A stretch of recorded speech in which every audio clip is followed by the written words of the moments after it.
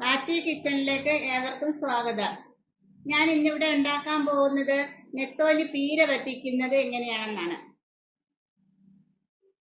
ഇതിലേക്ക് നെത്തോലി കഴുകി മുള്ളെടുത്ത് വൃത്തിയാക്കി വെച്ചത്, തേങ്ങ, ചെറിയ ഉള്ളി, മഞ്ഞപ്പൊടി, ഉലുവ, 2 കഷ്ണം വെളുത്തുള്ളി, എരിക്ക് ആവശ്യമായ പച്ചമുളക്, ഇഞ്ചി, 1 പീസ് ഇഞ്ചി, 1 കുടംപുള്ളി ചെറുതായി അരിഞ്ഞു വെച്ചത്, തക്കാളി ചെറുതായി അരിഞ്ഞു വെച്ചത്. ഇനി തക്കാളിയും പുളിയും ഒഴികെയുള്ള ബാക്കി എല്ലാം കൂടെ മിക്സിയുടെ ജാറിലിട്ട് ഒന്ന് ചതച്ചെടുത്തിട്ട് വരാം. ഒരു പാത്രം അടുപ്പിൽ വെച്ച് അതിലേക്ക് അല്പം വെളിച്ചെണ്ണ ഒഴിച്ച് ചൂടാകുമ്പം കടുകിട്ട് പൊട്ടിച്ച്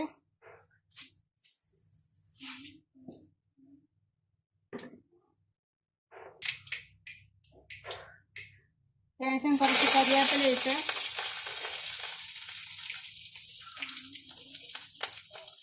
നമ്മൾ ചതച്ച് വെച്ച ഈ അരപ്പ് അതിലേക്ക് ഇടുക.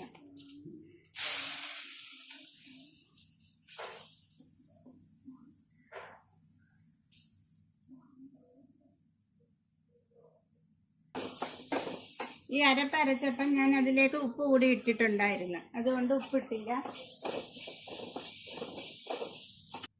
ശേഷം അതിലേക്ക് പുളിയും തക്കാളിയും അതിൽ ആഡ് ചെയ്യണം.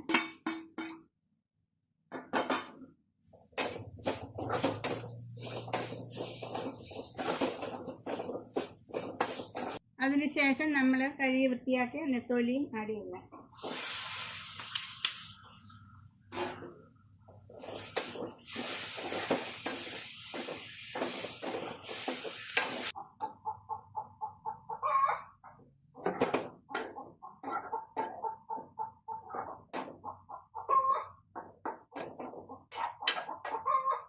ഇനി ഇത് തിളച്ചതിന് ശേഷം അടച്ചു വെച്ച് ചെറിയ തീയിൽ വേവിച്ച് വെള്ളം വറ്റിച്ചെടുക്കാം. അങ്ങനെ നമ്മുടെ തോരൻ, നെത്തോലി തോരൻ്റെ വെള്ളം എല്ലാം വറ്റി പാകമായി. ഇനി ഇതൊരു സെർവ് ചെയ്യുന്ന പാത്രത്തിലേക്ക് മാറ്റി. അങ്ങനെ നമ്മുടെ നെത്തോലി പീര വറ്റിച്ചത് റെഡി.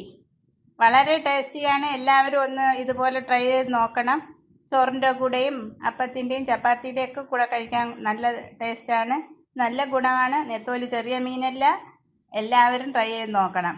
ഇഷ്ടമാവുകയാണെങ്കിൽ ലൈക്ക് ചെയ്യുക, ഷെയർ ചെയ്യുക, സബ്സ്ക്രൈബ് ചെയ്യുക. Thank you.